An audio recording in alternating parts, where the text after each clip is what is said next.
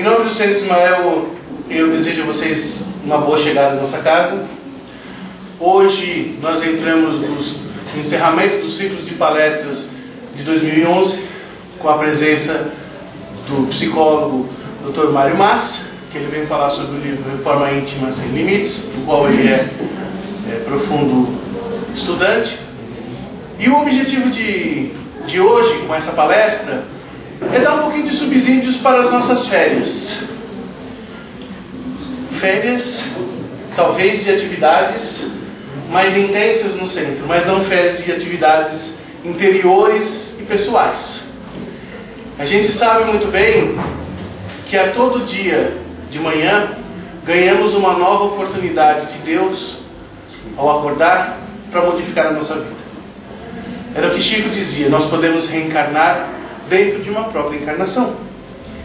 E hoje, com a presença do Dr. Mas, eu acredito que nós vamos ter ferramentas para poder reencarnar dentro dessa mesma encarnação, através da reforma íntima.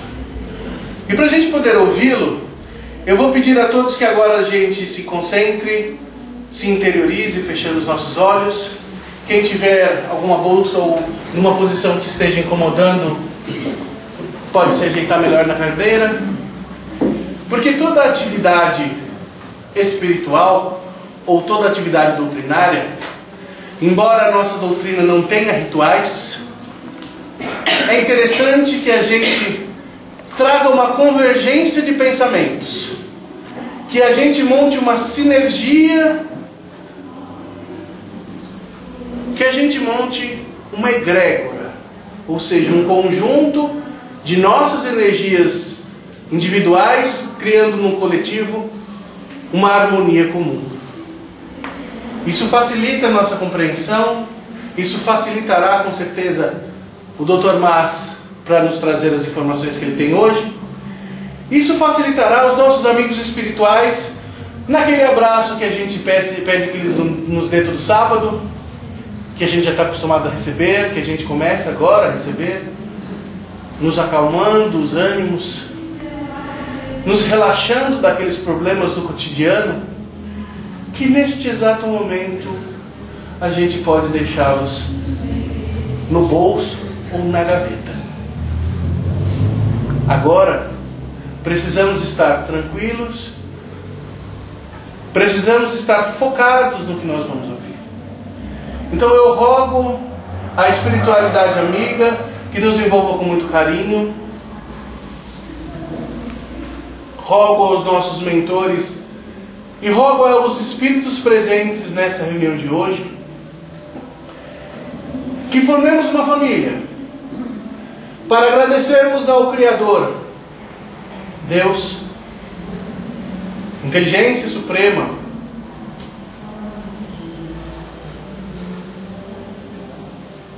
que nos deu a perfeição do livre-arbítrio, da inteligência,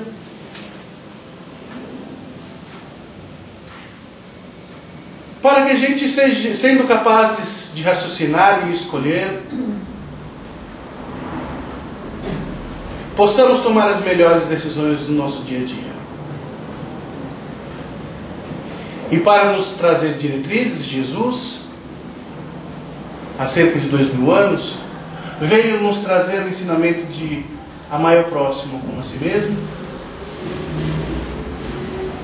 E os espíritos, junto com Kardec, complementaram, dizendo que deveríamos nos instruir. Então, nesse instante, rogando o concurso dos amigos espirituais, nós vamos nos instruir, para aprendermos um pouco mais a amar o próximo e a nós mesmos. Obrigado, mestre. Obrigado, amigos espirituais.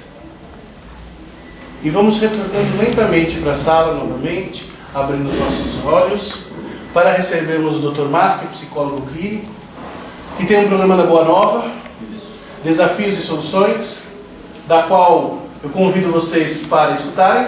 Deixo para ele dar a grade, porque a grade da Boa Nova é uma grade bem complexa. E o convido para ter a oportunidade de nos falar. O senhor pode ficar em qualquer posição, o senhor se sentir à Acho vontade. que dá para enxergar melhor o pessoal. Isso. Né? Boa noite para todos nós. Alô? Tá escutando aí? Dá para escutar? Tá ligado? Tá. Antes de mais nada, deixa eu colocar água aqui.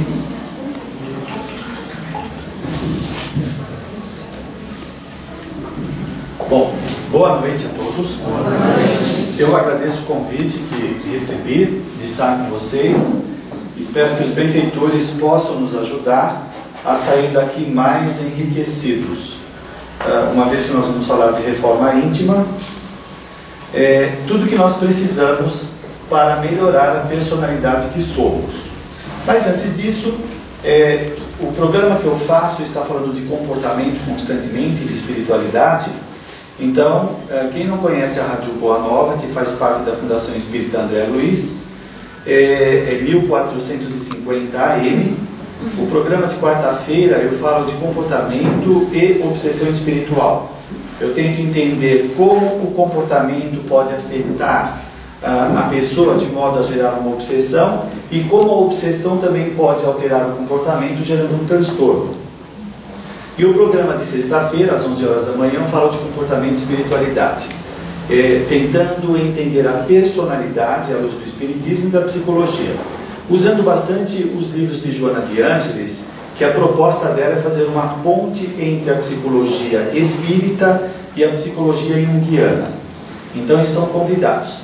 E você também pode entrar no site da Rádio Boa Nova, que é www.radioboanova.com.br, e assistir a programação dos últimos 12 meses. E quem for sócio da Rádio Boa Nova pode fazer download dos programas e escutar, passar para DVD ou CD ao seu bel prazer. Bem, para falar de reforma íntima,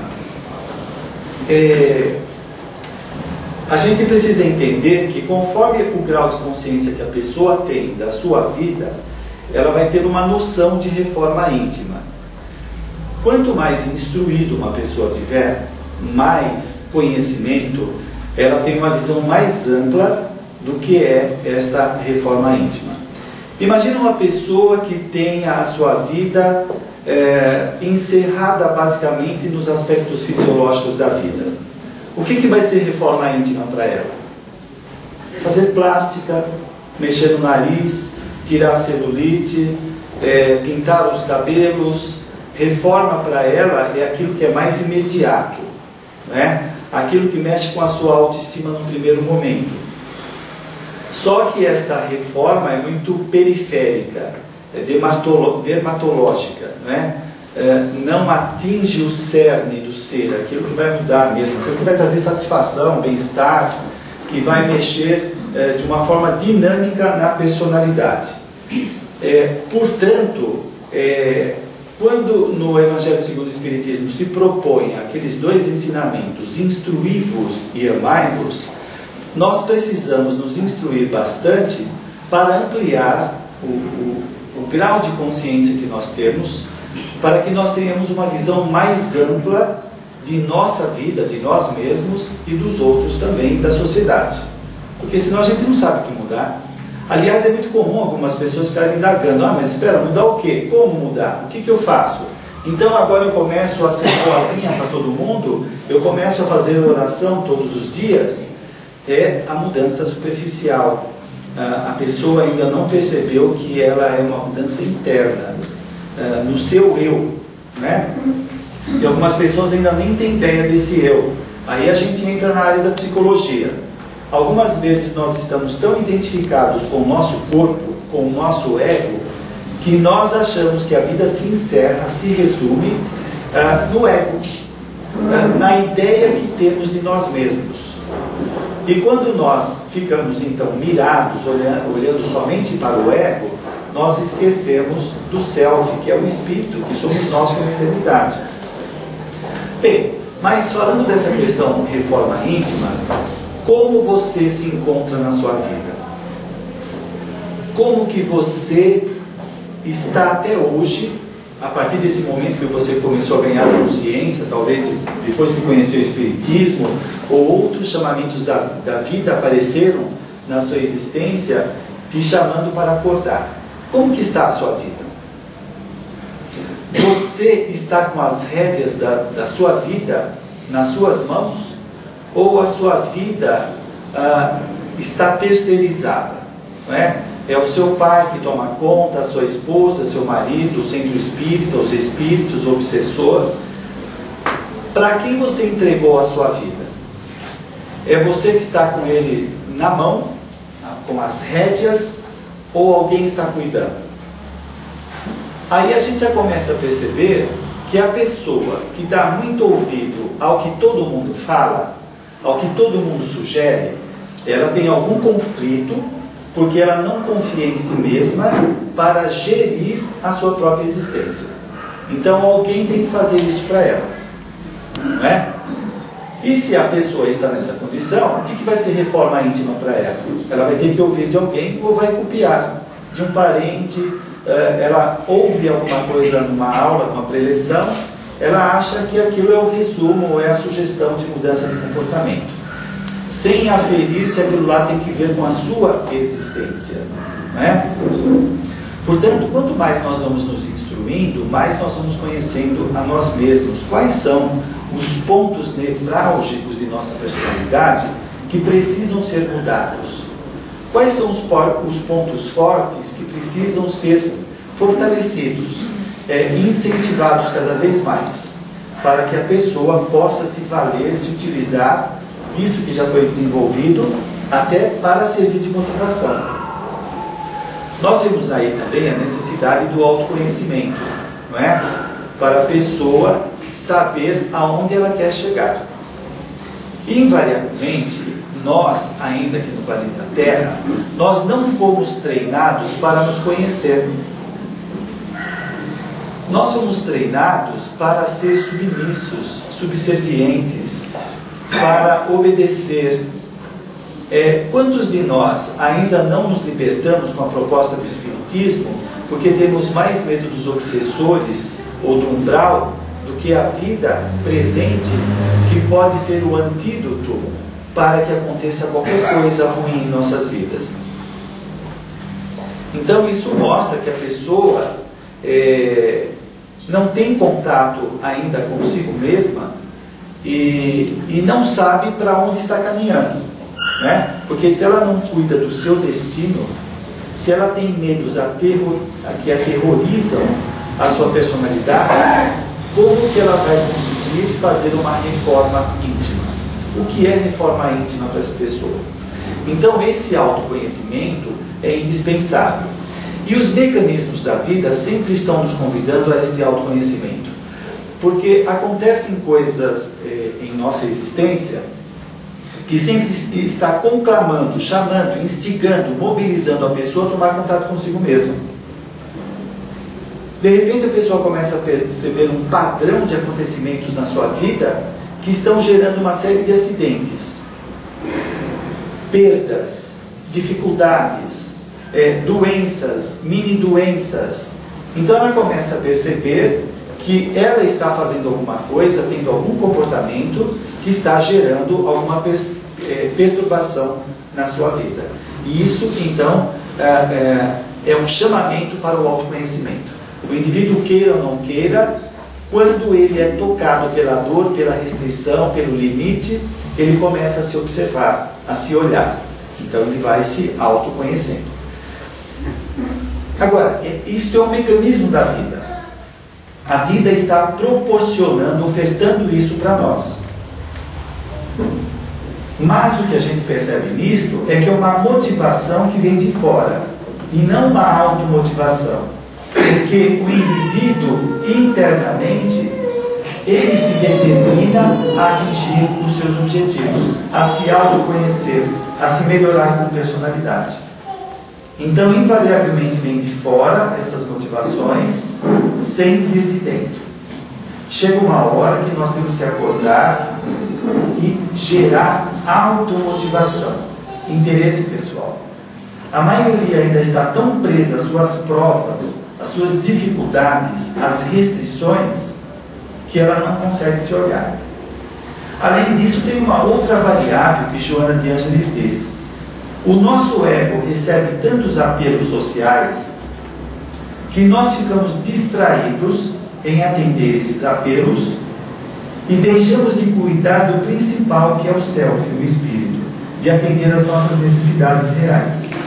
Então, enquanto estamos atendendo às necessidades falsas que a sociedade cria de forma ilusória na nossa cabeça, como se aquilo fosse imprescindível para a nossa felicidade, para a nossa realização, e nós vamos atrás disso e deixamos de cuidar do principal. Aí a gente cai na massificação, não é? A massificação compreende as pessoas que são impensantes, que elas fazem o que todo mundo faz. Então tem um psicólogo que ele fala da normose, que é a patologia do normal. Se nós estivermos aqui em 100 pessoas, 80 fumarem, nós achamos que fumar é normal. Nós validamos o fumo através do consenso das pessoas. Quantos comportamentos nós temos baseado no consenso? E a pessoa se justifica, né? Ah, mas todo mundo faz, qual o problema? É como se ela fosse autorizada a fazer uma coisa errada porque todo mundo faz. Qual o grau de consciência que essa pessoa tem sobre si mesma? Quase nada. Quase nada. Ela não tem consciência das consequências das suas ações que podem prejudicar o seu corpo. E aí vai ampliando essa visão de falta de autorrespeito, falta de autoconsciência para cuidar mais da nossa existência. Se eu simplesmente faço o que todo mundo faz e nem sempre isso é o melhor para mim, então qual é a consciência que eu tenho da minha saúde, do meu equilíbrio? Mas como eu tenho um ganho secundário, ou seja, eu tenho um certo prazer de fazer aquilo que todo mundo faz, e por outro lado também, se eu tenho alguma culpa, eu vou diluir na multidão, porque todo mundo faz, então eu diluo a responsabilidade e eu tenho algum ganho com aquilo lá. Bom, todo mundo faz, qual é o problema?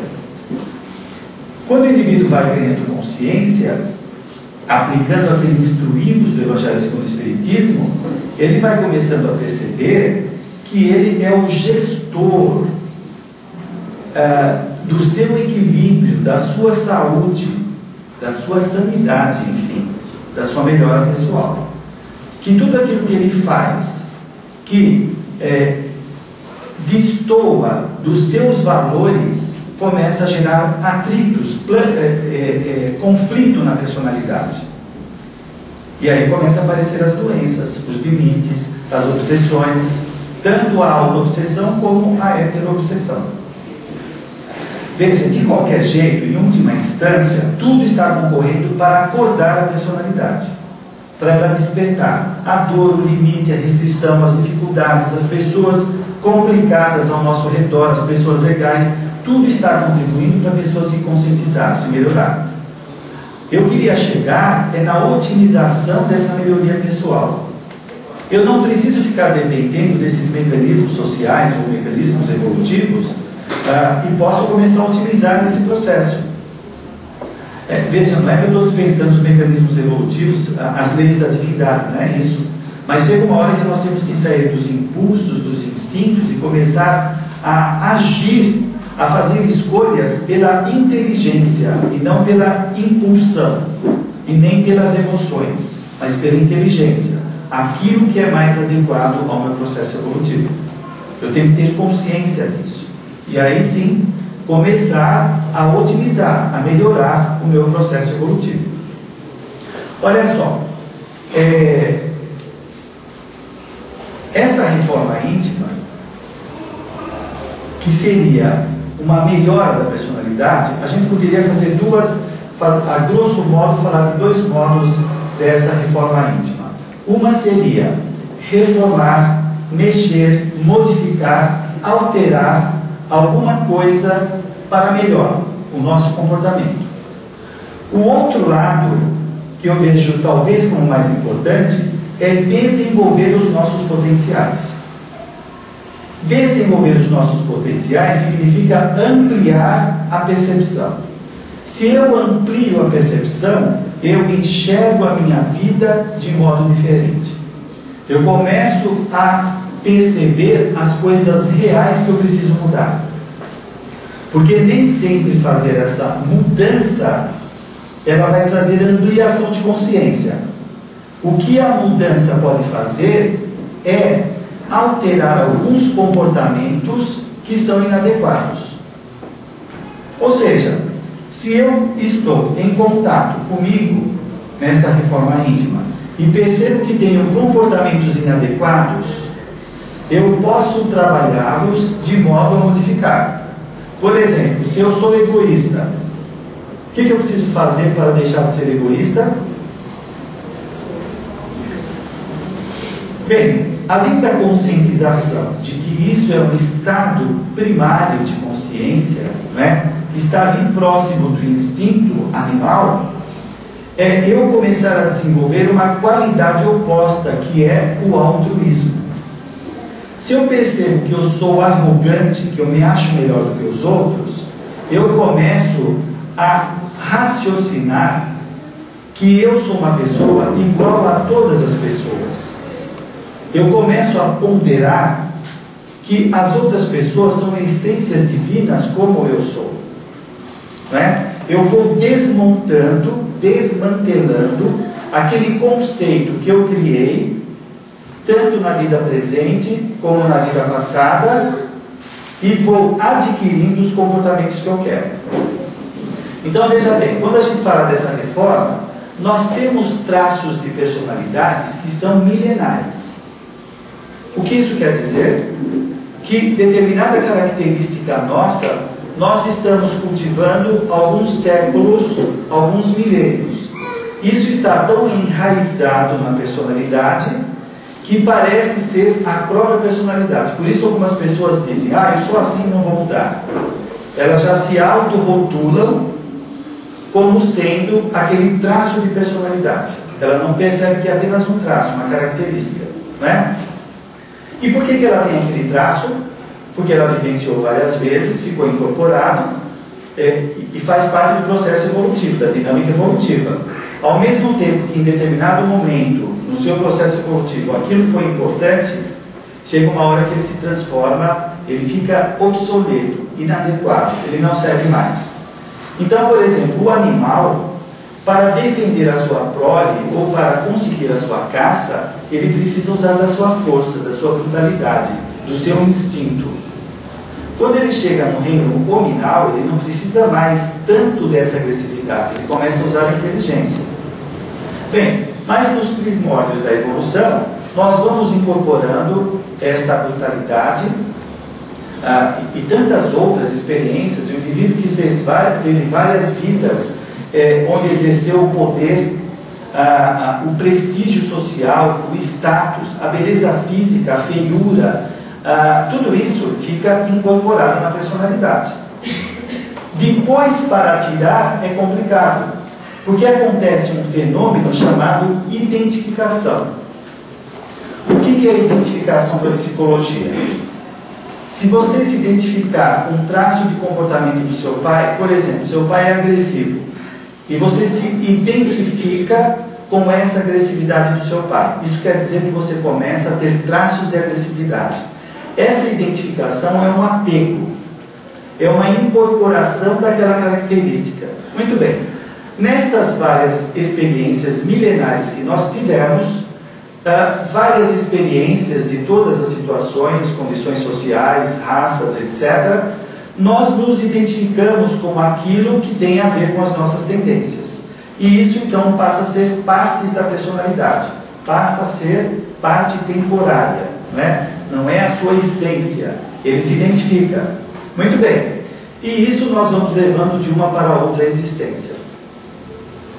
Então, deixa eu dar um exemplo. Uma pessoa, numa vida passada, exerceu um cargo de poder, ou tinha muitos recursos financeiros, e ele se identificou com isso. E isso caracterizou a personalidade dele. Hoje ele reencarna numa situação paupérrima, difícil, onde talvez ele se propôs a reencarnar nessa condição para modificar aqueles traços que trouxeram muitos problemas para ele, muita diversidade, né? Então ele tinha poder e hoje está numa condição paupérrima, difícil, restrição, não consegue fazer faculdade, não consegue estudar nada. Mesmo ele tendo a sua profissão, a sua vida de restrição, interiormente ele se sente poderoso, arrogante, porque aqueles traços do passado estão presentes. Eu conheci uma pessoa que ela era uma advogada, e como advogada ela não teve sucesso profissional. Ela praticamente era uma auxiliar administrativa com a sua formação de direito. Na existência passada ela tinha sido uma juíza, e ela carregava ainda toda aquela energia, toda aquela arrogância. Não estou dizendo que todos os juízes sejam arrogantes. Aquela pessoa trazia essa arrogância pela pompa que ela exercia no passado. Então, mesmo hoje, numa situação subalterna, ela se sentia maior do que as pessoas, afrontava os seus chefes. Mas ela queria, por exemplo, fazer determinados concursos para alçar cargos mais elevados, ela não conseguia. Dava um nó na cabeça dela. O que era esse nó? Eram as complicações que ela fez na vida passada que emergiam, vinha do inconsciente dela para o consciente. Então ela entrava em pane, ela não conseguia sair daquela situação. Ela não conseguia estudar, não conseguia exercer cargos de liderança, porque isso gerava muita confusão na personalidade dela.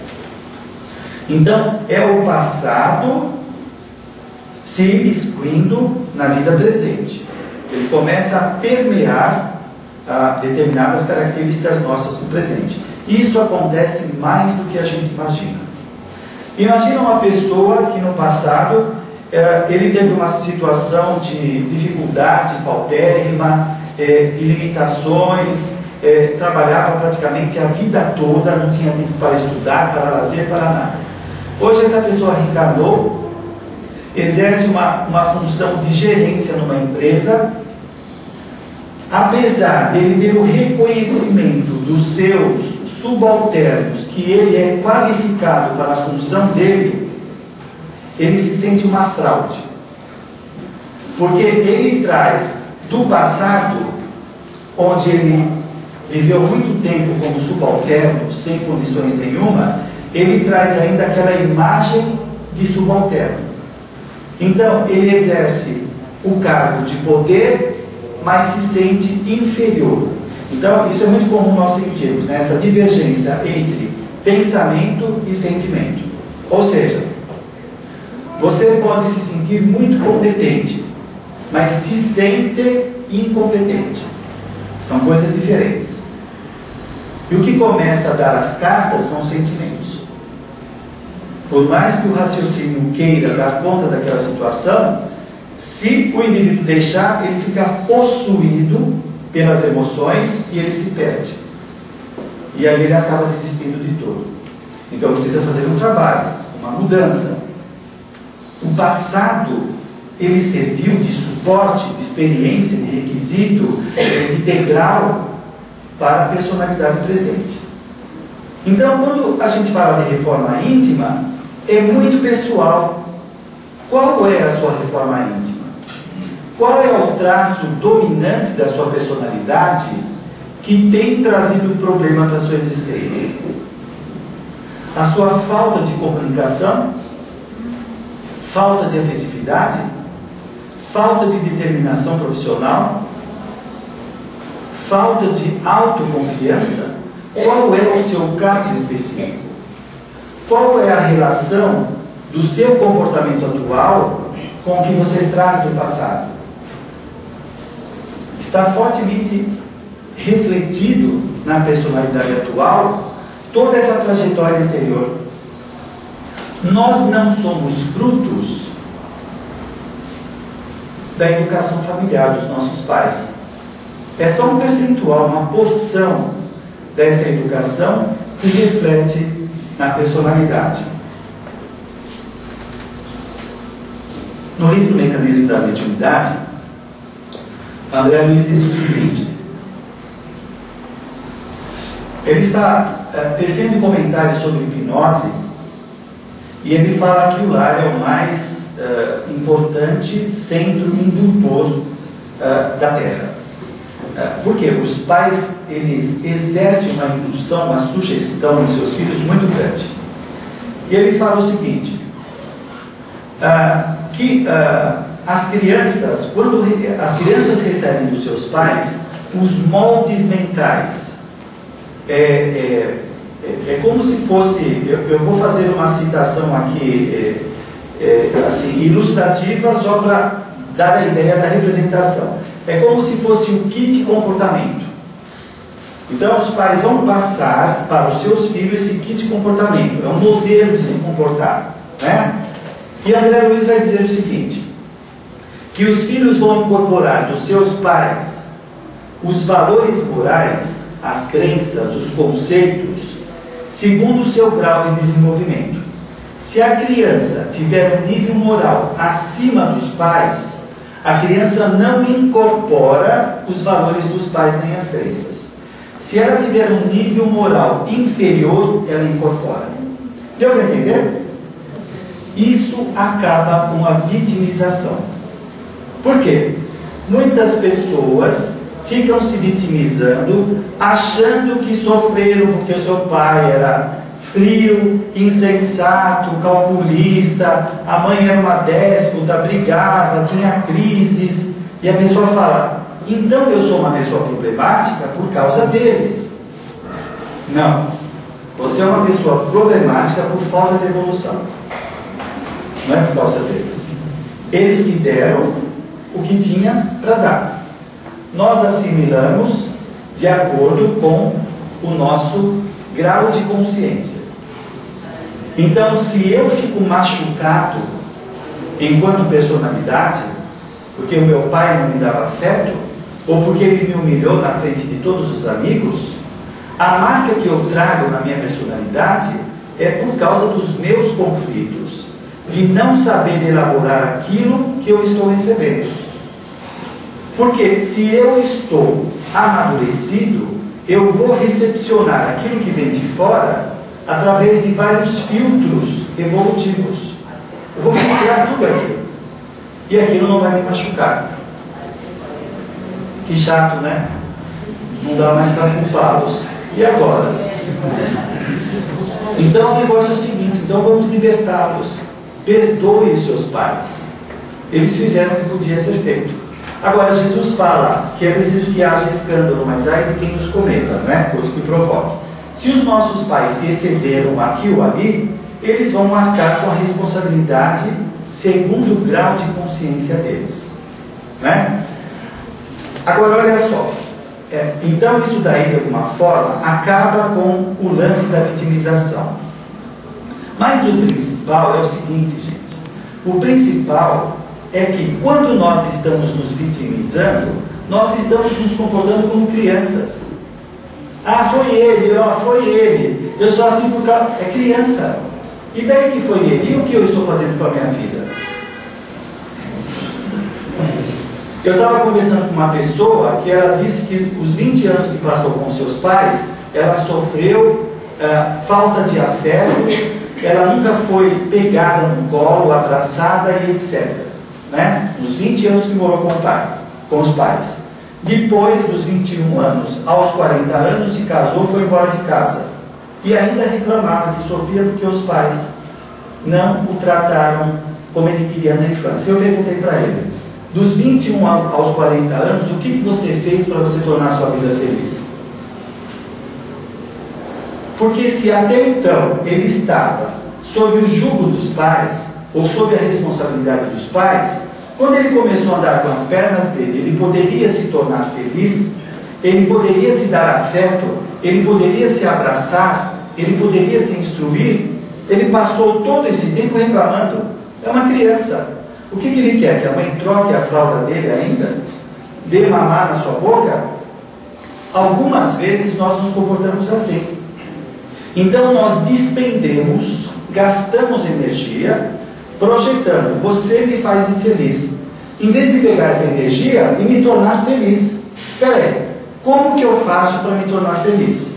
Que negócio é esse?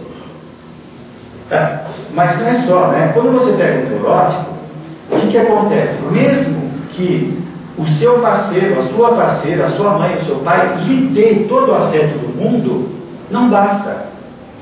Porque a pessoa em conflito, ela não consegue recepcionar, ela não consegue saborear a experiência, porque ela está doente. Então, ela não se beneficia daquilo que está recebendo. Esse é um lado. O outro lado, ela fica projetando, ela fica responsabilizando os outros. Isso caracteriza um comportamento infantil. O que Joana de Ângeles fala do ego adulto?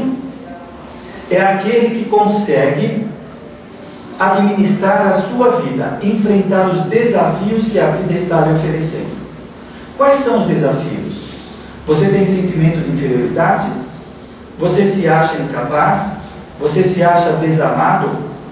O que você, como adulto, pode fazer para suprir as suas necessidades? Isso, gente, não tem nada a ver com autossuficiência, que seria outra neura, né? O indivíduo achar que ele pode suprir tudo na existência dele. Não. Nós somos pessoas de relações e temos uma ligação de interdependência que não podemos escapar. Ninguém evolui sozinho. Nós precisamos uns dos outros. Mas o que eu posso fazer para melhorar a personalidade que eu sou? Como eu falei dos exemplos que eu dei do passado refletindo no presente, se eu não estiver com as rédeas na mão, o meu passado começa a controlar a minha existência. Mas como assim? Joana de Ângeles diz que todos os hábitos que nós temos se transferem de uma para outra existência. Digamos que você tenha um hábito na existência atual, um hábito muito arraigado na sua personalidade. Esse hábito, de tanto ele se repetir, você vai desencarnar e reencarnar, e ele está no seu inconsciente, e ele vai se manifestar, não é? Então, por exemplo, você pode ter um hábito de fugir de todos os desafios da vida. Sempre que apareça uma dificuldade, você se acovarda e foge. Outras vezes, bebe para apagar a mente, dorme, tem vários mecanismos de fuga. O indivíduo vai se habituando sempre a fugir de responsabilidades, habituando. Aí ela desencarna e reencarna. Quando ela é criancinha, quando a mãe começa a dar pequenas responsabilidades para ela, que ela tem que enfrentar, ela entra em pânico, porque ela não suporta. Aquela pequena tarefa parece muito grande, porque a cabeça dela não está preparada para aquilo. Ela se habituou, ela gerou, entre aspas, lesões psíquicas, na qual ela se vê incapaz para resolver aquela situação. Do mesmo modo, os hábitos que nós estamos criando agora aqui, eles são os esboços do nosso amanhã. O que você está esboçando para o seu futuro? A gente poderia dizer que um homicida hoje, ele está esboçando um quadro psiquiátrico para a vida futura dele, ou neurológico. Ele vai ter transtornos graves, provavelmente vai precisar de medicamento para controlar as suas neuras, os seus pensamentos. Por quê?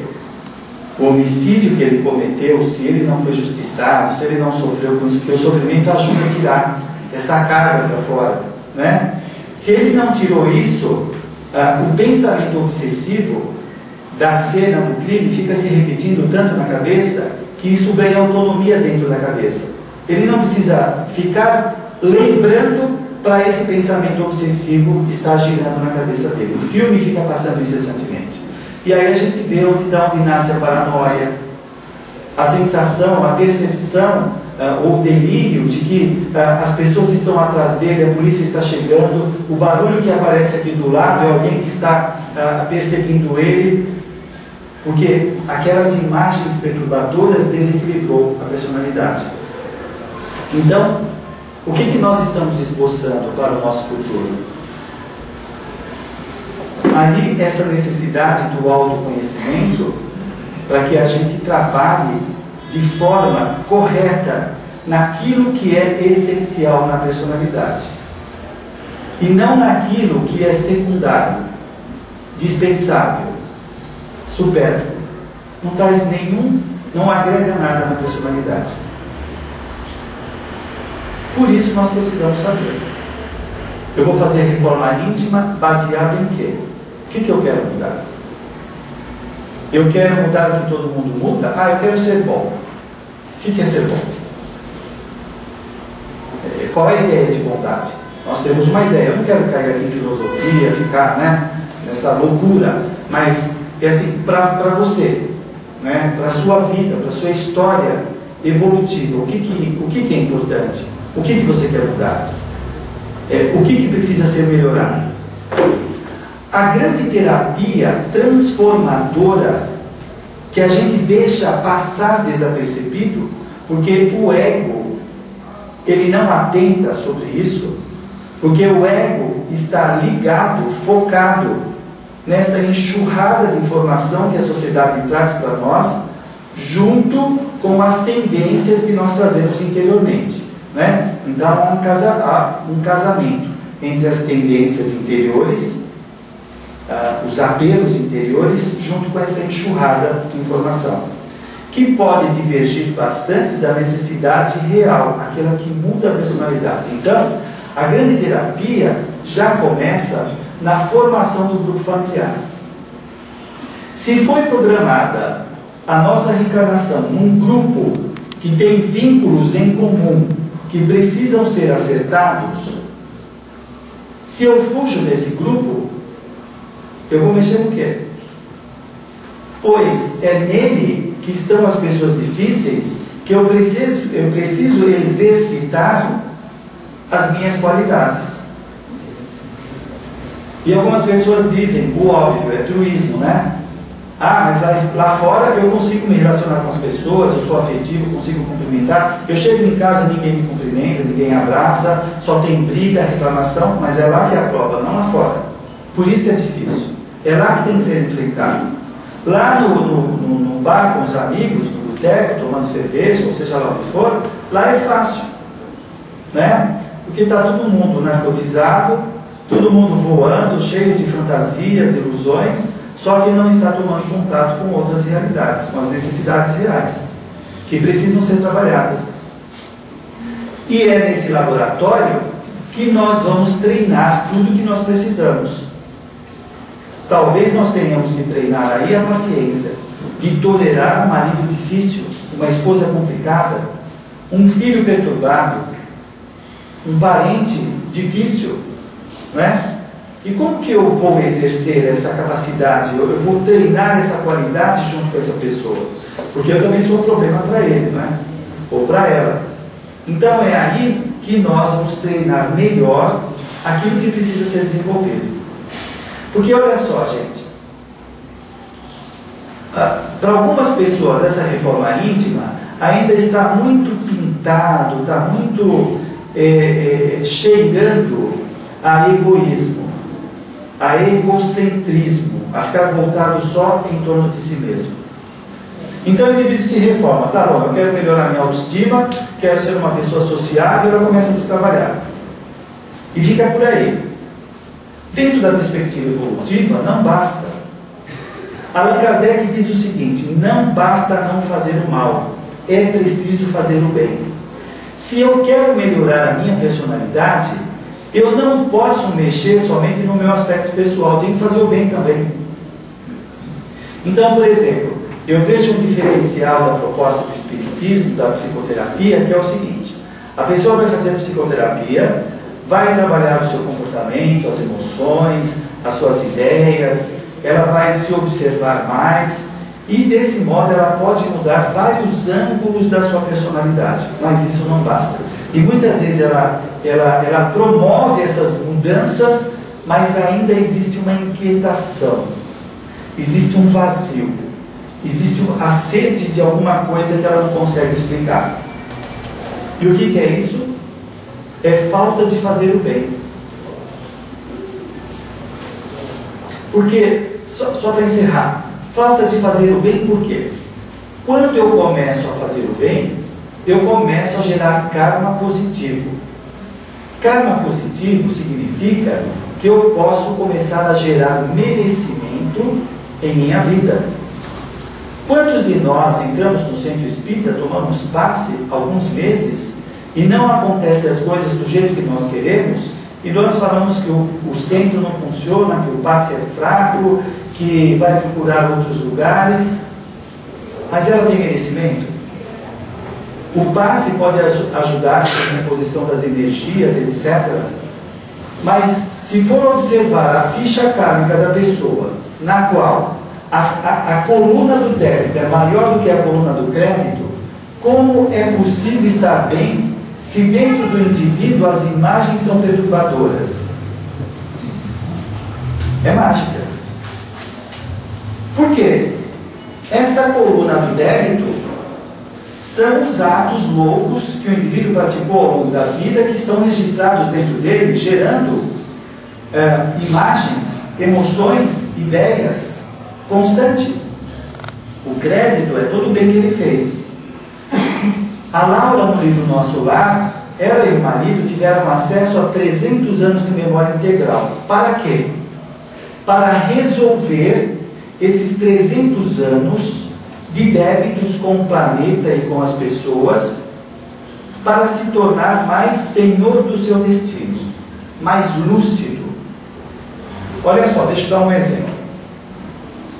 Se você, na infância, passou por uma situação muito traumática, muito difícil, um abuso, um desrespeito, marcou a sua personalidade. Passou o tempo, você mais ou menos esqueceu aquilo lá. Um belo de um dia você está conversando com um amigo aqui no centro, está assistindo televisão, e é mencionado um assunto referente àquele problema que você teve. Às vezes na televisão, está passando uma novela, alguém passa por uma humilhação que você passou, você começa a ter suor, sudorese, a ficar inquieto, com medo, com uma apreensão, parece que vai acontecer alguma coisa e não sabe. O que é? Aquilo que estava inconsciente foi acionado. E aquela carga de emoção vem para fora. E aí desestabiliza a personalidade. Muito bem. Nós tivemos milhares de existências que estão aqui no inconsciente e que tem coisas bravas aí dentro que a todo momento podem ser estimuladas e gera na personalidade uma inquietação, uma perturbação que ela não sabe definir o que é. Quando ela vai resolvendo esse material de forma íntima, ela vai mudando esse material, ela vai se harmonizando. Então a personalidade vai ficando mais senhora de si mesma. Nós não temos ainda estabilidade emocional. Não temos. É assim, olha. É assim. Lá dentro é um vulcão. Quando nós encarnamos, determinadas áreas são magnetizadas para a pessoa não lembrar. Algumas coisas escapam, né?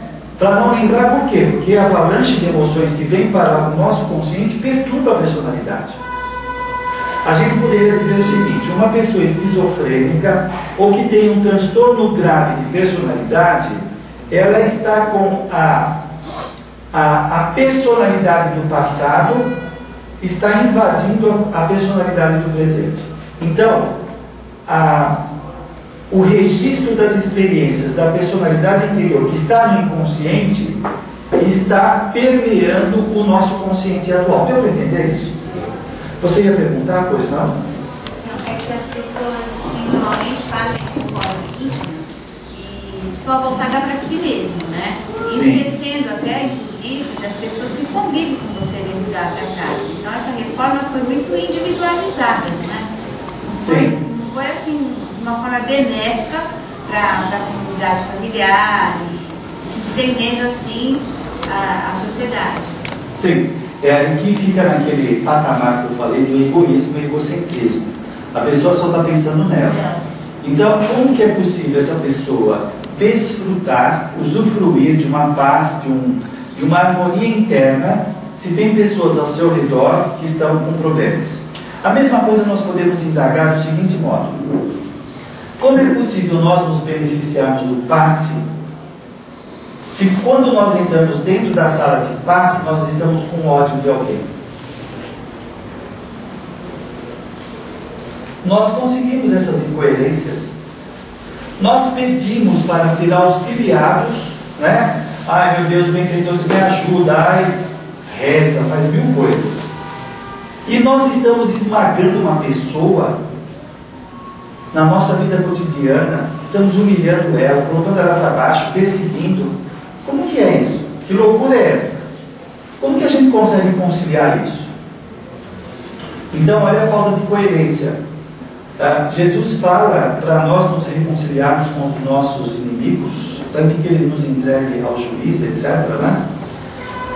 Será que se antes de eu entrar na sala de passe eu perdoasse o meu ofensor, isso já não bastaria? Talvez eu não precisasse tomar passe. Se eu soubesse cuidar um pouco mais de mim, com aquilo que me compete, com aquilo que faz parte da minha vivência cotidiana. Então, eu chego no centro com dor de cabeça, cansado, porque talvez eu briguei com o meu chefe, eu briguei com ele, falei dele para o meu colega de trabalho, fiz fofoca, falar do outro e fazer fofoca. Eu tenho ressentimento de um parente que eu não quero mais ver, que me liga, não atende telefonema, e eu venho aqui e até choro fazendo prece, né? O indivíduo entra lá dentro, ele quer que o céu, ele quer incorporar o céu. E os benfeitores façam alguma coisa que ele impede, que ele rechaça, e ele não percebe. E aí a pessoa fala mal do centro e ela não consegue se observar. Então veja, qual é a nossa responsabilidade nessa reforma íntima? Será que nós estamos conscientes daquilo que nos compete? Nesta altura do campeonato, será que nós já temos a nossa vida em nossas mãos? Que nós estamos fazendo o nosso melhor ou não? Será que nós já estamos trabalhando tudo aquilo que não é legal em nossa personalidade, que é prejudicial, que é danosa? Como pode o indivíduo que está aprendendo o que aprende continuar fumando? Não dá para entender. Então, qual o grau de consciência? Se o fumo, ele causa câncer, ou ele consome a energia vital de modo a antecipar a desencarnação da pessoa. Suicídio indireto. Veja no livro do irmão X, Belarmino Bicas. Esse homem desencarnou quase 20 anos antes da programação que ele fez antes da reencarnação. Sabe por quê? Por causa da irritabilidade dele. A irritabilidade dele consumiu energia vital e ele desencarnou antes do tempo. Não foi o que aconteceu com o André Luiz?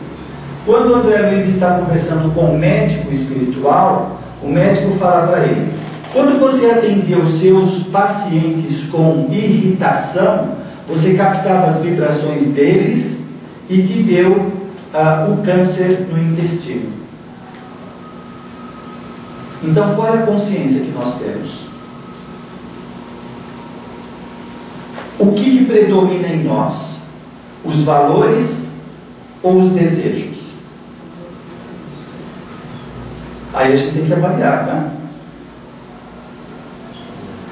A sociedade também trabalha em cima dos desejos e muitas vezes o indivíduo dá justificativa para si mesmo. Ah, mas a gente não leva nada dessa vida, se eu não aproveitar, eu não sei se realmente vai haver vida depois da morte. Ele dá um monte de justificativa.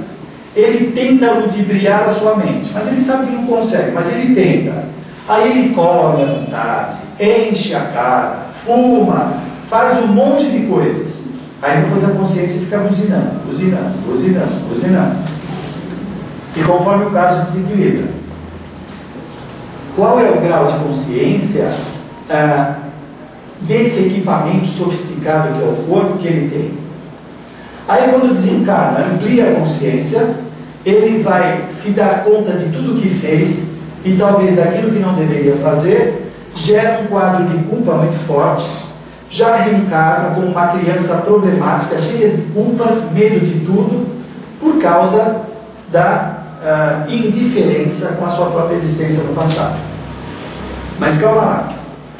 Hermann Foucault, ela propõe não neurotizar a reforma íntima. Não quer dizer também que o indivíduo deva se apagar na vida, ficar num casulo, não ter convivência social, ficar se cobrando incessantemente, como se isso resolvesse. Nem um extremo, nem outro. Né? Aí é o caminho do meio, como propõe o Buda. É o bom senso da pessoa. Porque algumas pessoas se neurotizam tanto que elas querem virar santas. Né? Só falta uma arma para elas saírem voando, porque elas já mostram uma candura no rosto, uma voz alterada que altera a sua personalidade, como se essas mudanças exteriores mudassem a personalidade. É um comportamento hipócrita, artificial. Nós temos que ser aquilo que nós somos.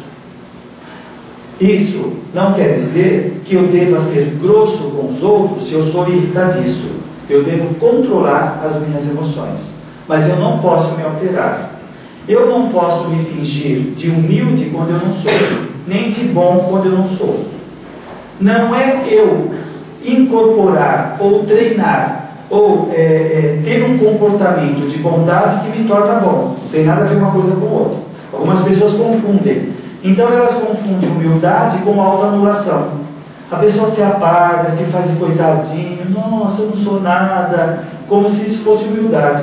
É autoanulação, é neurose. Humildade é uma virtude. Autoanulação é um tormento, é uma confusão, é uma bagunça dentro da cabeça. Onde o indivíduo, ele cai no que Hermann Sidufo chama de auto-inaceitação. Ela não se aceita. Aí ela começa a se criticar demais, critica tudo que faz, se cobra excessivamente, que tinha que fazer 1000 coisas, por exemplo, trabalhar todos os dias no centro espírita. Não tem problema trabalhar no centro espírita. O lance é o seguinte: qual é a intenção? Qual é a intenção dela? O que ela quer com isso? Ela quer trabalhar no centro espírita para fazer o bem ou para fugir da sua vida? E aí Hermann Sidufo pega pesado nisso, né? Pesado no bom sentido. Eu acho muito legal a posição dela. Quantas pessoas nós encontramos no centro espírita que são amargas, rudes, intransigentes? Como que fica isso? A pessoa não se resolveu pessoalmente e vai levar os seus tormentos para os outros no centro espírita. Outro dia, 2 vezes nós fomos no centro, eu e a Sandra. Nós estávamos entrando no centro, uma mulher falou: espera aí, entra na fila. Tá bom. Só faltava o chicote na mão. Então a pessoa que se propõe a fazer o bem é rude com os outros. Eu costumo dizer o seguinte: às vezes uma pessoa nem precisa, vamos pensar isso de forma figurativa, né? Às vezes a pessoa não precisa nem fazer desobsessão. Se ela é bem tratada na entrada por uma pessoa simpática, isso muda tudo. Ela se sente acolhida, amada. E quando a pessoa está angustiada, qualquer aperto de mão, qualquer olho no olho, é uma grande terapia. Aí chega, pega uma pessoa mal-humorada, não olha nos olhos, fala de forma rude, é impaciente.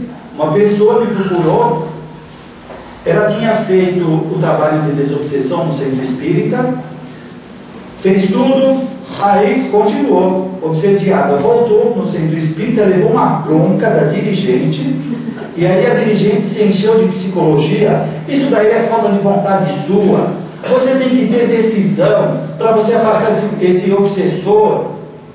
A pessoa estava mal, estava quebrada, saiu de lá pior, aí teve que buscar terapia. O Divaldo fala que ficou 40 anos com o obsessor, e nós queremos afastar em 6 sessões? Não é que tem um número específico. O lance é o seguinte: é escutar, é ver o problema da pessoa. Cadê esse amor? Então, se eu não tomo contato com a minha sombra, vai dizer Hermann Dufour e Joana de Ângeles, o que eu vou dar para o outro é a minha sombra. O que é a minha sombra? São os meus tormentos. Tudo aquilo que eu reprimo, tudo aquilo que eu não aceito na personalidade, vai para a repressão. Isso que está reprimido vai aparecer na minha relação com as pessoas. Por exemplo, eu nego a minha sexualidade. Por quê? Porque eu sou um espírita santo, não posso pensar em sexo. Aí eu reprimo a sexualidade. Aí o que acontece? Eu me torno um moralista. Aquilo que foi reprimido não desapareceu. Está na minha cabeça, me atormentando. Eu só penso em sexo, sexo. E o meio de apagar esse sexo é sendo rígido. Rígido, moralista. Olha a roupa que essas mulheres têm no centro. Olha que coisa absurda. Olha a camisa aberta daquele lá. É um moralista. Aquilo que foi reprimido vai aparecer. Se eu sou invejoso no centro espírita e eu nego a minha inveja, e eu estou na sala de desenvolvimento mediúnico e o amigo do lado faz uma psicografia super legal, como que eu vou expressar minha inveja? Isso daí é animismo. Isso é animismo. Não é possível uma pessoa no primeiro ano, no segundo ano, escrever uma coisa dessa. A minha inveja vai se expressar em forma de crítica ácida em cima dos outros. Onde eu quero chegar? Tudo aquilo que não é conhecido em nossa personalidade, ele vai transparecer de uma forma ou de outra. Pode ser que nós não vejamos, mas os outros vão ver. Escancarado. E a pessoa, na autoilusão, ela pensa que está tudo certo. Não, é que eu trabalho para o Cristo, eu quero fazer o bem. Não, é que aquela pessoa não, ela não é muito disciplinada, por isso que a gente tem que pegar no pé dela um pouco. Ela não tem amor para entender o outro, ela só tem regras. Regras. Tem que ser assim, assado, cozido. Por que ela não tem amor? Porque ela está atormentada. Então ela não sabe dar amor. Então será que nós trabalhamos isso dentro de nós? Tomamos contato com os nossos tormentos? Tomar contato com os tormentos pessoais não é se autoflagelar, autossubestimar e por aí afora. É tomar contato. Contato com o quê? Bom, eu sou egoísta. Eu sou invejoso. Eu sou irritadiço. Eu vou começar a trabalhar isso. Quando eu chego perto da pessoa, a pessoa começa a falar, eu começo a ficar irritado, eu falo comigo. Para, calma, se acalme, escuta a pessoa. Eu vou me trabalhando. Se eu não faço esse trabalho, eu extravaso aquilo que acontece aqui dentro. E aí não há mudanças. Que reforma íntima? Então olha como é importante. Quanto mais nós vamos tomando contato com esse mundo interno, vamos trabalhando, nós vamos saindo dos tormentos, das restrições. E aí, Joana de Ângeles fala que quando nós vamos amadurecendo, nós vamos enxergando as coisas com mais realidade. As coisas vão tendo mais nexo, mais sentido. Algumas coisas nós não conseguimos alcançar por falta dessa lucidez. Você já dirigiu o carro em dia de chuva, que embaça todo o vidro? Será que só comigo acontece isso?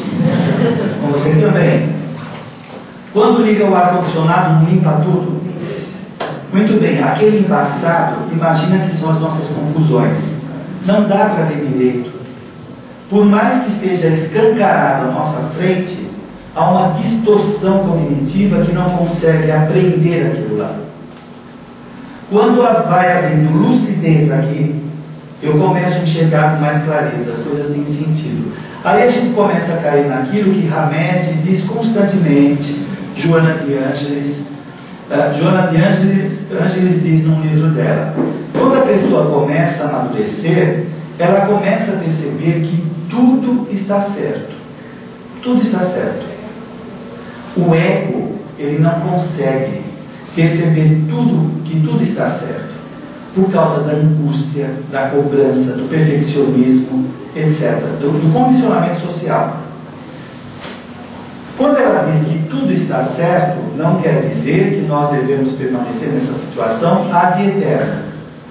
Mas nós reencarnamos no grupo certo, na condição social, no corpo certo, tudo isso. Mas eu posso trabalhar todas essas questões, modificá-las na medida do possível. Mas eu não vou brigar a priori, eu não vou ter um apriorismo na minha cabeça, uma ideia antecipada de que tudo é uma droga, tudo está errado, por que eu entrei nessa? Não, você entrou nessa porque está tudo certo, porque foi programado. Então eu já não vou brigar com isso. Eu vou tentar consertar o que dá para consertar. E aí eu vou trabalhando essas questões. Aí sim eu começo a caminhar para o correto, o mais certo. Eu vou aproveitando melhor a minha existência. Então, essa ideia de tomar contato com a nossa sombra é indispensável, sem se autopunir, se diminuir e por aí afora. É reconhecer quais são, a gente pode chamar também de qualidades negativas. Nós temos as qualidades negativas e as qualidades positivas. Qualidades negativas: insegurança, medo, egoísmo, raiva, etc. Qualidade positiva: amor, fraternidade, determinação, criatividade, racionalidade e por aí afora. Então eu vou trabalhando essas qualidades negativas, é o que Joana de Ângeles chama de auto-enfrentamento. Eu tenho que enfrentar isso. Gente, o passe não muda a personalidade. O passe não muda egoísmo, vaidade, medo, insegurança.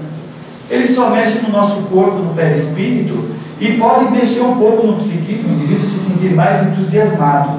Mas o que vai predominar são os padrões de pensamentos.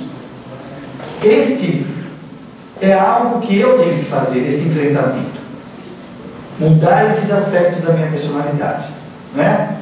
E quando eu começo a mudar, como diz Joana de Ângeles, começa a haver mais lucidez, eu começo a enxergar melhor as coisas. Se eu começo a enxergar melhor, eu aproveito mais a minha existência. Eu começo a viver mais, a ser mais feliz.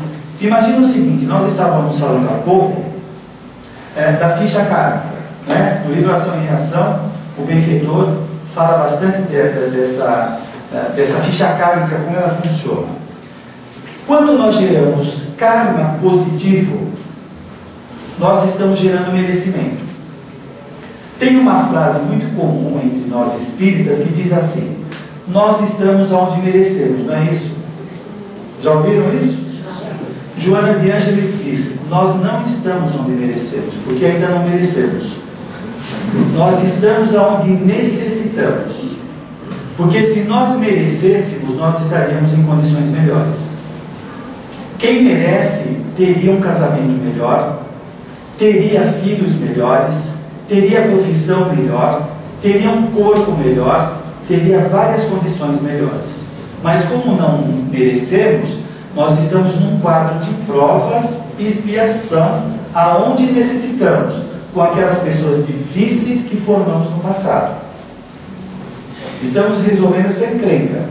Então, é enfrentando isso que está acontecendo, melhorando, que vamos gerando harmonia, merecimento. Amanhã ou depois poderemos fazer escolhas mais adequadas. Veja quanto tempo, gente, nós perdemos em situações complicadas. Às vezes discussões estéreis em casais, pais e filhos que se pegam e brigam, ficam uma semana sem conversar, provocações daqui, dali, a mente fica perturbada, não consegue fazer as suas coisas. Quanto tempo nós gastamos com isso? Imagina você aplicar esse tempo no seu conhecimento, na sua melhoria pessoal.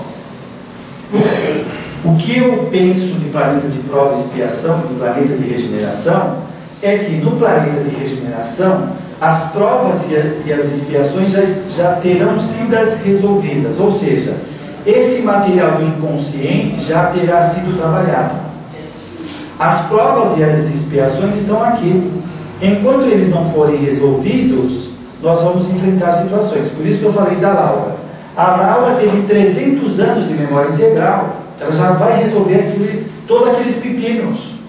Isso faz com que ela se libere internamente de tormentos, de ligações, de complicações, porque porque isso tem repercussão. Esses tormentos internos têm repercussão. Imagina o seguinte: eu estou aqui e começo a pensar num tema que é forte na minha personalidade. Quando eu penso nesse tema, eu posso evocar os espíritos encarnados ou desencarnados que faz parte do meu quadro de provações ou de complicações. Eu evoco, esse espírito aparece, começa a me perturbar, me perguntar, aparece em sonho, ou aparece mesmo como encarnado, porque isso não foi resolvido. É a tal da sincronicidade. As coisas começam a se arranjar e a gente vai atraindo situações e pessoas complicadas. Por que tem pessoas que atraem tantos acidentes? Porque ela é boazinha? Ou porque ela é azarada? Ou porque ela fica enchendo a cabeça dela de bagulhos mentais, brigando com todo mundo, provocando, é inquieta, insubmissa às leis de Deus? Então ela fica gerando problemas. Quando não, é o próprio inconsciente. Imagina o seguinte: nós temos, acho que já acabou, não é? Sim, acabou, você continuar. Sim, ah, sim. Pode não, Eu tenho um sensor chamado de horário. Então, olha só, no livro Ação e Reação, eles contam o caso lá, Sabino. Esse espírito há 1000 anos, onde ele reencarna, ele era motivo de desgraça, de perturbação. Ele provocava homicídios, abortos, engravidava as mulheres, mexia com a polícia para atender os seus interesses, enfim. Ele era uma pessoa problemática e perturbadora. Nesta encarnação como Sabino, até o capítulo do livro chama débito congelado. Se ele reencarnou como Sabino num corpo cego, surdo e paralítico. O corpo é uma prisão, é uma cadeia. Para quê? Para essa cadeia impedir que ele dê vazão aos seus impulsos destrutivos. Há 1000 anos ele vinha praticando esses crimes. Se ele recebesse um corpo sadio, o que ele ia fazer? Quebrar tudo, arrumar mais problema e gerar mais karma no processo de crescimento dele. Esse corpo prisão tinha a finalidade de impedir que ele desse vazão aos seus impulsos. Os impulsos eram controlados, porque o corpo não obedece, é uma cadeia. Depois que ele passasse por essa experiência, ele iria resgatar os débitos dos 1000 anos que ele praticou contra a humanidade, né? Aí imagina como que vai ser complicado esse resgate. Muito bem. Então, aí nós vemos a bênção da espiritualidade ajudando o indivíduo a conter esses impulsos para que ele não gere mais karma negativo dele. Todas essas pessoas que estão enredadas no destino dele, de alguma forma têm vínculos. E são as pessoas difíceis que vão aparecendo ao longo da vida.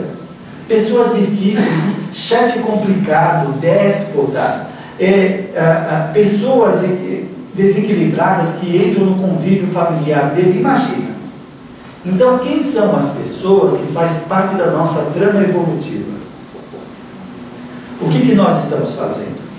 Quando a gente vai resolvendo toda essa encrenca, nós vamos nos harmonizando.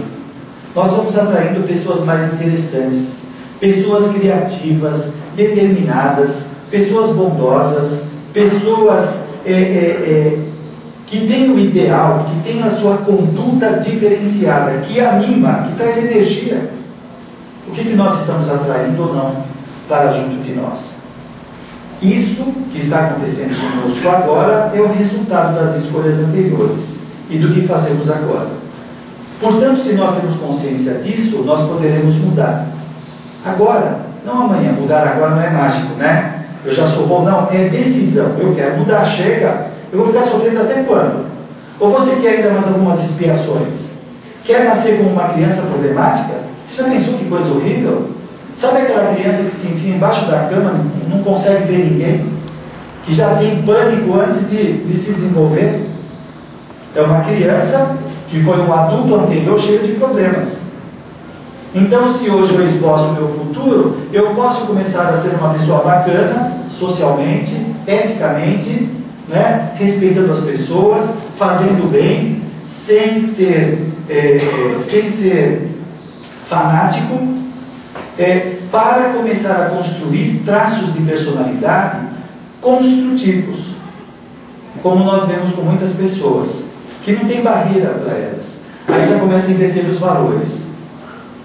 O valor crescimento, o valor amizade está acima dos valores interesse, da estética, das coisas baixas, que não tem tanta importância. Então, por exemplo, só para finalizar, acho que falta 1 minuto, né? 1 minuto. Naquele livro Transição Planetária, quando o Manuel Filomeno de Miranda fala daqueles espíritos que vêm de outro planeta para o nosso, eles são de tal forma moralizados que eles não se corrompem, eles não se vendem, porque o valor vida para eles e progresso está acima de tudo.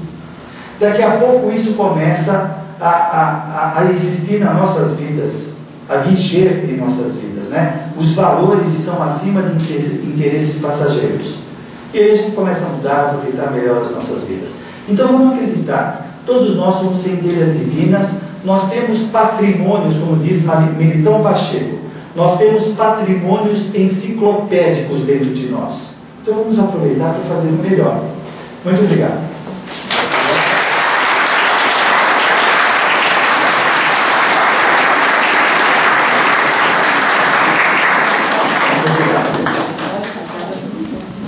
Posso perguntar uma coisinha para o senhor? Pois não? Pode. Tem aquela frase que diz assim, ajuda, mas não se envolva, né? Então a minha dificuldade, sabe qual que é? Essa daí. Por exemplo, se eu trabalhar a minha parte emocional, a minha, né? Então eu não vou me envolver com aquela dificuldade do outro, certo? Quer dizer que eu tenho que trabalhar a minha emoção. Quer dizer, se eu vejo alguém sofrendo na minha frente, e às vezes eu fico até meio impotente de não poder ajudar mais, né? Então aquilo me incomoda, sabe? Eu acho que falta um ajuste. É um ajuste, né? É, um ajuste. Olha só, a psicologia fala da empatia. Empatia é você se colocar no lugar da pessoa, mas não ser ela. Você tem que conservar a sua personalidade para você poder ajudá-la. Se colocar no lugar é entender o que está passando com ela, as suas dores, se comover, mas não se comover de forma emotiva, desequilibrada, que você vai assimilar as cargas energéticas dela, as vibrações, e vai ficar doente, aí não ajuda. Imagina um cirurgião que vai fazer a cirurgia e começa a chorar em cima do paciente. Coitado, tem que cortar ele. Não dá, né? Então, esse equilíbrio é aprendido, e nós precisamos aprender. Porque se você estiver legal consigo, você ajuda muito mais a outra pessoa. As suas energias, as suas vibrações são mais saudáveis do que aquela que está cheia de medo, de angústia, de sofrimento de ver a outra pessoa. Aí não funciona. Deixa a pessoa pior, então. Sim. Temos mais uma pergunta. Como é que a gente resolve nossos conflitos inconscientes se a gente não consegue entrar em contato e saber o que são eles, quais são eles? Certo. Olha, você veja, aí eu costumo dizer o seguinte: nós não fomos treinados na nossa sociedade a tomar contato conosco. Quando se fala de autoconhecimento, pouco se conhece, poucos livros têm a respeito, né? Nós fomos treinados, mas eu vou falar uma coisa muito interessante. Nós fomos treinados nos últimos 1000 anos a olhar as coisas de fora. Ela diz que será nesse milênio que nós vamos fazer a interiorização e tomar contato conosco. Agora veja, você vai percebendo por vários detalhes. Allan Kardec fala isso também. Para você conhecer coisas do passado, observa as suas tendências, suas características. Tem vários traços, várias características que vão denunciando, sinalizando esses aspectos pessoais, né? Aí a introspecção, você refletir como que você lida com uma pessoa difícil, uma pessoa complicada. Por exemplo, quando eu estou com uma autoridade, eu sinto medo. Então você tem que pegar o medo e trabalhar o medo. Quando eu estou perto de uma pessoa humilde, eu cresço na frente dela. Então tem um lado déspota seu que precisa ser trabalhado. Aí a gente começa a entender que as pessoas, a sociedade, são os meios de nós nos conhecermos. O Adorno Mato fala uma coisa muito legal, que o nosso obsessor é o nosso personal trainer. E a gente poderia estender e dizer que todas as pessoas que fazem parte da nossa vida são nosso personal trainer.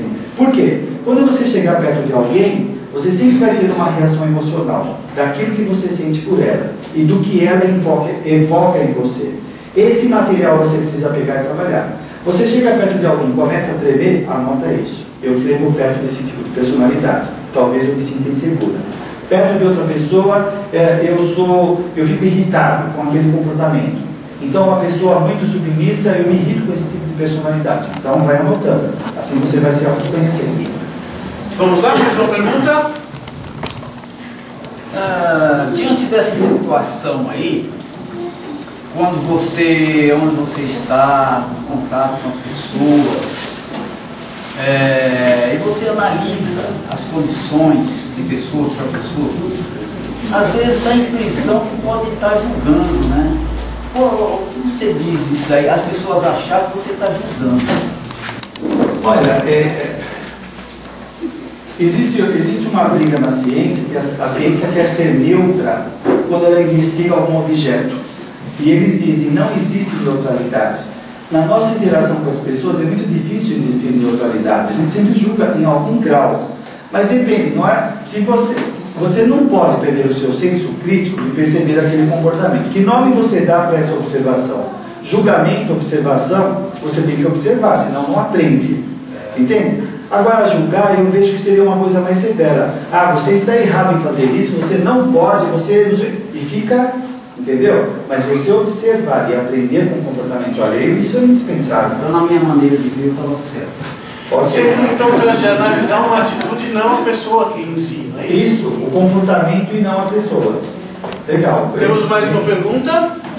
Você mencionou sobre essência e características negativas ou não que a gente adquire, né, com as encarnações. Como diferenciar essa essência do que a gente adquire? Qual é a nossa essência? Então, olha, a Joana de Ângeles e mesmo a psicologia junguiana fala muito do ego e do self. O self é o espírito. O ego é essa nossa mente atual que a gente está trocando ideias. Esse ego, ele foi formado a partir do momento que nós nascemos. Tudo que a gente aprendeu compõe esse ego. Então, a gente tem um modo de refletir a vida limitado por causa dos condicionamentos sociais. Que a gente aprende só coisas materialistas, coisas passageiras, tal. Então, este é o ego, né? O self é o espírito. Então, é difícil de fazer essa divisão. Não é que sejam instâncias diferentes. É uma forma didática de entender. Porque a nossa mente atual é limitada. Uma parcela da instância superior do próprio self. Uma parcela, exatamente.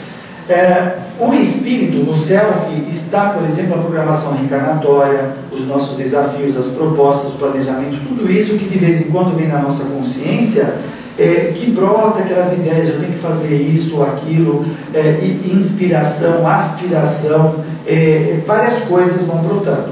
Agora, o que acontece? Nós também, aqui no ego, nós temos vários papéis sociais, e a gente costuma se identificar com os papéis. Então, por exemplo, nesse momento, o meu papel é de palestrante.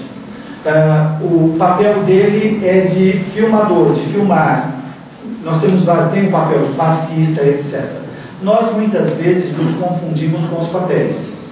Né? Nós achamos que somos esses papéis. Então, por exemplo, uma pessoa pode achar que ela é poderosa por causa do papel de diretora que ela exerce numa empresa. E ela acha que ela é poderosa por causa disso.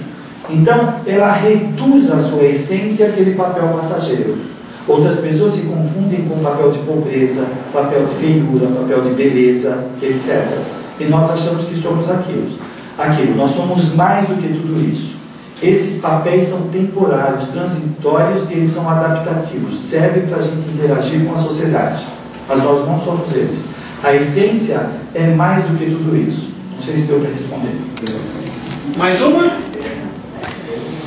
O que o senhor acha quando a gente diz que aquilo que incomoda no outro é aquilo que a gente tem que trabalhar na gente mesmo? Invariavelmente é assim. Seria a psicologia assim. chama de projeção. Porque se aquilo tivesse resolvido dentro de você, não chamaria atenção aquilo que o outro está fazendo. Certo? Lá no fundo, Posso dizer que determinados comportamentos psicossomáticos são reflexos de reencarnações anteriores, por isso que às vezes eu me saboto em determinadas coisas? Pode, sem dúvida.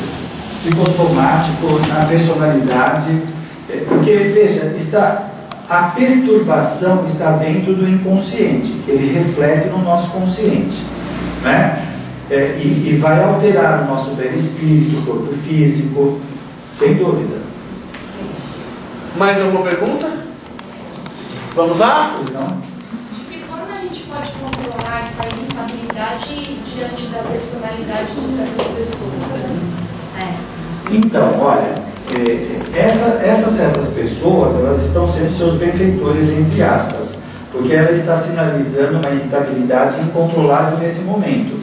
Então, depende do que você diz para você mesma, você pode se autorizar ou não ser irritada com ela, depende do que você diz para você. Você pode dizer para você também, entre outras coisas, bom, chega de me fazer doente por causa dessa pessoa. Eu estou adoecendo, estou perdendo o equilíbrio, porque toda vez que eu vejo ela eu fico irritado, então eu estou perdendo o equilíbrio. Porque não adianta mudar, não dá. Tem gente que quer mudar o outro, né? Ah, você me deixa assim, isso é projeção. Não, eu fico assim por causa da pessoa, por causa das coisas que eu penso a respeito dela. Então aí é um controle seu, que não é repressão, a gente não pode confundir. Repressão é você fingir que não fica irritada. Entendeu? Não, eu amo você, nossa, eu gosto tanto de você. A gente vê muito isso, né? E a pessoa está odiando, isso é repressão. Então tomar contato. Eu fico irritado com esse comportamento, me desconcerta, mas eu vou começar a trabalhar. Eu vou começar a ver os valores dessa pessoa, vou dizer outras coisas da minha cabeça, preservar a minha saúde, assim você vai mudando. Só completando a pergunta dela, seria um processo alérgico psicoemocional em contato com a pessoa? Sim. O corpo reage. Você veja, não é necessariamente a pessoa em si, mas é nós, é a nossa personalidade, né? É claro que quando a gente está diante de uma pessoa provocadora, tiradora de sarro, desrespeitosa, aquilo causa algo. Mas está causando porque eu ainda não estou ajustado nessa área. A hora que eu tiver, aquilo não vai me desequilibrar. Porque você imagina que a gente pode sair fora do corpo e fazer assistência nas trevas. O espírito aparece cheio de provocações, irritado, bravo, xingando. Se eu entro no clima dele, pronto. Você ficou lá. Eu fico lá. Então vai chegar a um estado de equilíbrio pessoal que aquilo não perturba mais a gente. Percebe? Temos mais uma? Pode fazer. Então, assim, baseado nisso que o senhor acabou de dizer, por exemplo, a agressividade, por exemplo, você pode, aquela energia, eu acho que pelo que eu entendi, aquela energia que você joga na hora que você fica irritado ou agressivo, jogar numa outra coisa benéfica. Então, assim, para diminuir a ação, por exemplo, a agressividade, jogar numa coisa que, aquela agressividade que você tem com o outro, você ter em você, para você tomar uma decisão, para você ter uma outra atitude. Depende, porque assim, quando você fala jogar em si mesmo, você pode somatizar. Então eu me encho de raiva e aquilo começa a alterar minhas células. Então isso pode ser uma bengala. Por exemplo, eu posso jogar bola, eu posso fazer Cooper, eu posso fazer alguma coisa que eu extravase essa energia. Mas tem que chegar um momento que eu decodifico a provocação do outro de forma mais sadia, mais homeostática, né? Eu não preciso mais de bengalas. Então, aquilo que o outro fala, ele já não tem repercussão. Porque olha só, se eu for muito melindroso, se eu for muito suscetível, tudo que os outros falam me machuca. Quando eu vou consertando esse melindre, aquilo que o outro fala não me machuca mais. Além do que, eu vou treinando discernimento, eu vou avaliando com mais clareza aquilo que vem do outro. Eu já não dou tanta importância. Não é que eu despreze a pessoa, mas eu sei medir, eu sei qualificar a coisa. E eu tenho mais autoconsciência de que realmente eu sou e não exatamente aquilo que me impõe a ser. Sim. E eu não fico na mão do outro, porque senão o obsessor não faz isso com a gente. O obsessor sabe qual é a nossa fraqueza, chega no nosso ouvido e começa a falar. Nossa, você ganha pouco nessa empresa, né? Nossa, todo mundo recebe promoção, só você que não, né? E aquilo é um problema para a personalidade. Pronto, aí ela sai de lá no almoço, já vai encher a cara, já provoca o chefe, sem nada acontecendo externamente que justifique aquilo. Mas o obsessor pegou o nosso ponto nevrálgico. A hora que a gente vencer esse ponto nevrálgico, ele pode chegar a falar o que ele quiser, não vai mais mexer com a gente. Por isso nós temos que trabalhar essa reforma íntima. Trabalhar esses pontos negativos. É de encarnado para encarnado. Como? Quando é de encarnado para encarnado, fica mais difícil. Não, é a mesma coisa, depende. Depende. Quando você é de desencarnado para encarnado, você ainda acha que é da sua cabeça. Depende da sua serenidade. A pessoa fica te provocando lá na empresa tal. Se você estiver bem consigo, aquilo não te afeta. Além do que, as suas energias legais, você pode jogar em cima dela. Você pode dar uma serenada na coisa, mudar aquilo lá. Mais alguma pergunta? Que no caso é a última. Eu. Ih, nós temos duas. Vai, Eliane. Posso perguntar? Pode. Eu já não sou mais quem eu era antes. E ainda não sou quem eu gostaria de ser. Poxa. Acontece alguma coisa em minha vida que me joga a conhecer alguma coisa na minha face que não me fez nada bem. Nada bem. Então essa descoberta me levou à depressão profunda mesmo, né? Esse despertamento, esse conhecimento da minha face. E essa depressão, assim, me tira até da circulação da própria vida. Como eu posso reagir? Como eu faço para lidar com essa minha nova face? Olha, a gente poderia dizer que a depressão está sinalizando que não está consertado, não está resolvido a coisa, o que é óbvio, né? Tem que ver como que você está escutando essa manifestação, esta depressão. O que você tem dito para você que dá manutenção a essa depressão? Se você fez uma revisão de algo que aconteceu, que levou você à depressão, tem que ver que revisão foi essa. Talvez tenha que fazer uma outra revisão.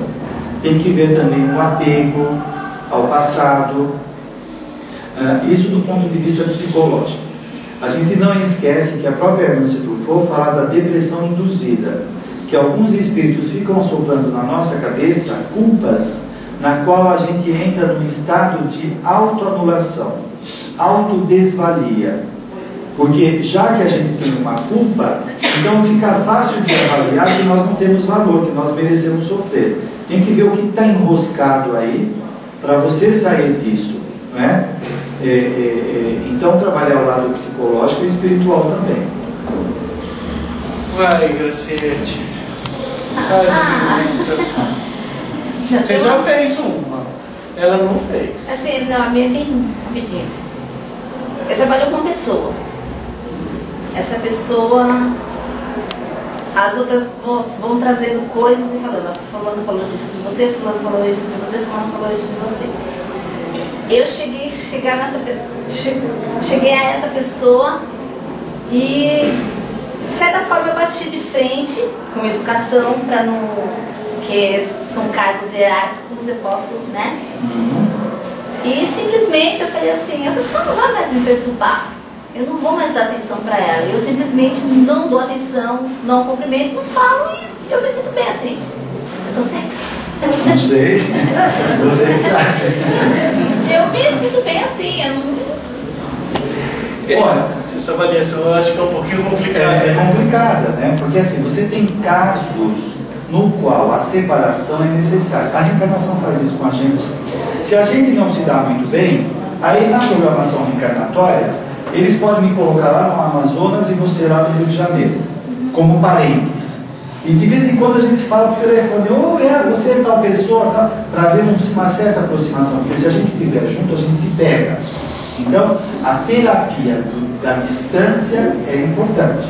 Agora, tem que ver se isso que você está fazendo agora é uma fuga ou é a estratégia mais adequada.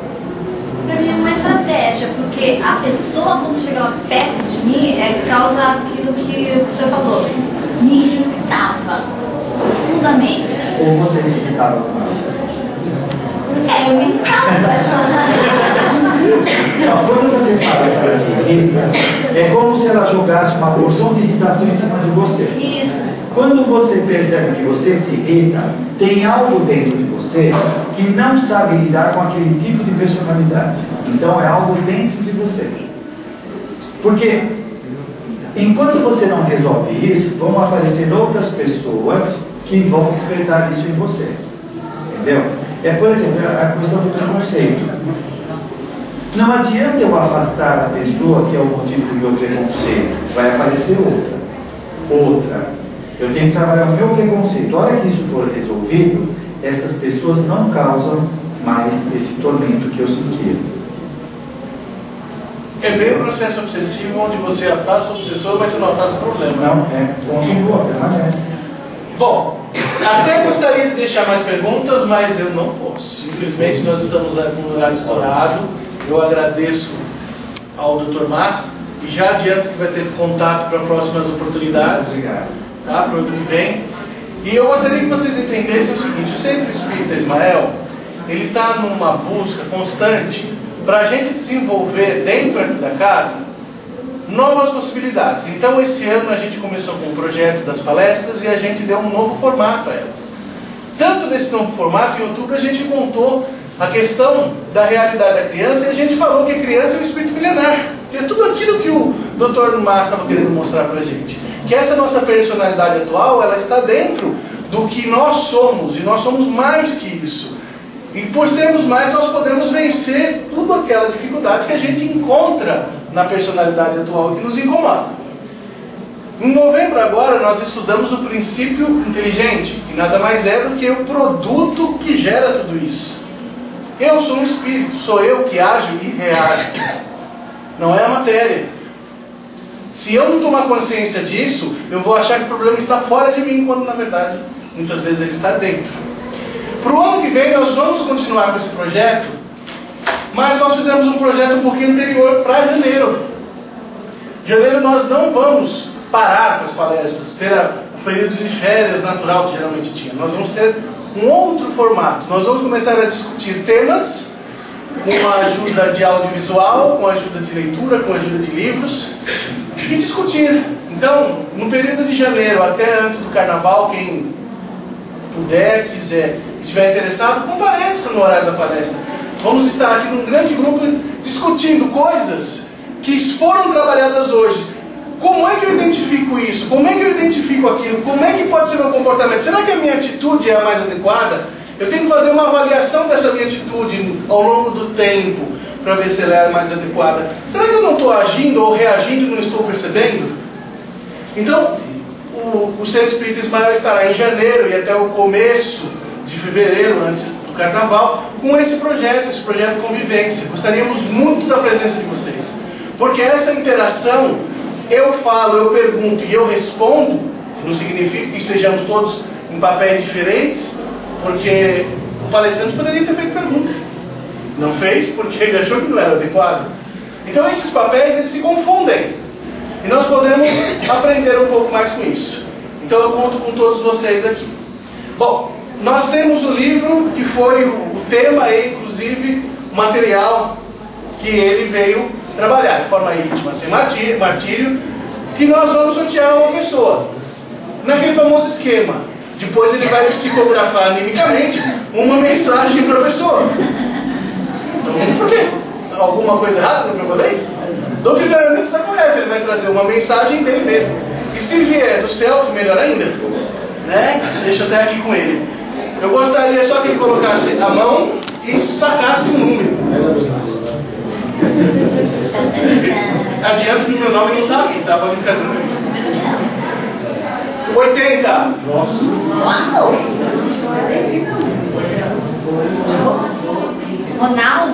Ronaldo Manzaro. Então, ao final, eu vou pedir que você venha até aqui à frente para pegar o livro que vai ser dedicado a você, ok? Vamos voltar novamente àquela nossa atitude de fechar os olhos, interiorizando-nos mais uma vez.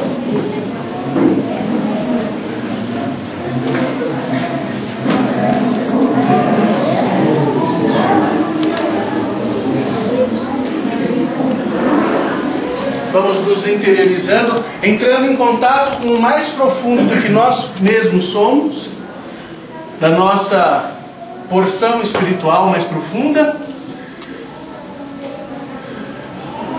e entrando em contato de novo com os nossos amigos da espiritualidade, sentindo o abraço aconchegante que eles nos dão, em harmonia, em tranquilidade, para que, formando novamente essa energia comum entre todos os presentes, possamos doá-la na forma de vibrações, na forma de benemerência àqueles que estão necessitados. E as necessidades, elas podem ser físicas. Pode ser uma pessoa que hoje está doente, ou que veio a desencarnar recentemente. Todas essas pessoas precisam também entrar em harmonia com a sua porção física e romper os laços, inclusive, muitas vezes, dessas porções físicas. Vamos então vibrando amor e harmonia aos doentes. Vamos vibrando amor e harmonia a esses recém-desencarnados. Aproveitemos para colocar nesse rol de vibrações aqueles desencarnados de muito tempo, familiares ou não, que às vezes a ponta da saudade nos traz a memória. Vamos vibrar em harmonia e lembrando essa amizade, desejando que aquele espírito esteja em condições mais agradáveis, rogando o apoio e o concurso dos amigos das esferas superiores em protegê-los. Sabemos que André Luiz recebeu muito de auxílio daquelas poucas pessoas que ele atendeu e que não tinham recursos, que às vezes lembravam deles nas preces. Podemos fazer a mesma coisa. Vamos também em contato com a espiritualidade, vibrar pelas pessoas que estão com problemas emocionais, com problemas psicológicos, com problemas espirituais, que se sentem angustiadas, que têm dúvidas a respeito de o que e como fazer, que muitas vezes se sentem no fim da linha, sem enxergar um passo, sem enxergar uma nova oportunidade. Que os amigos da espiritualidade os intuam com muito carinho, sussurrem aos seus ouvidos sempre esperança em um caminho adequado a essas pessoas. Que os conforte nos momentos de crise. E que eles jamais deixem de ser socorridos pela espiritualidade. Vamos rogar também em favor daquelas pessoas que estão segregadas de nós, porque o comportamento delas hoje não é o adequado para a nossa sociedade. Sabemos que são espíritos ainda em processo evolutivo e que muitas vezes o que elas oferecem para nós é o que eles têm de melhor, mas que estão numa condição espiritual, num patamar do progresso ainda um pouco distante do nosso. Vamos rogar que a espiritualidade os ampare fraternalmente e propicie que eles retornem ao nosso congresso, com o convívio, que retornem conosco de uma forma mais harmônica, que a gente volte a ser uma sociedade integral, sem a necessidade de segregações ou de punições. Que a gente tenha mais na educação e na formação das pessoas, para que elas se tornem melhor, do que acreditar que é na punição que vamos corrigir. Por fim, vamos rogar aos espíritos amigos que com a nossa vibração nos envolvam, para que nós, ao sairmos daqui, nos tornemos como se fossem velas, ainda que com uma luz tão pequena, mas a iluminar os caminhos por onde a gente passe, iluminar as pessoas com quem a gente tenha contato, poder entrar em uma harmonia com as pessoas que ainda não são desafetos, ou nossos, ou que nos causa desafeição. que essa energia que agora a gente recebe se torne produtiva dentro de nós, como aquela semente do girassol. De uma semente tão pequena se produz tanto depois da flor.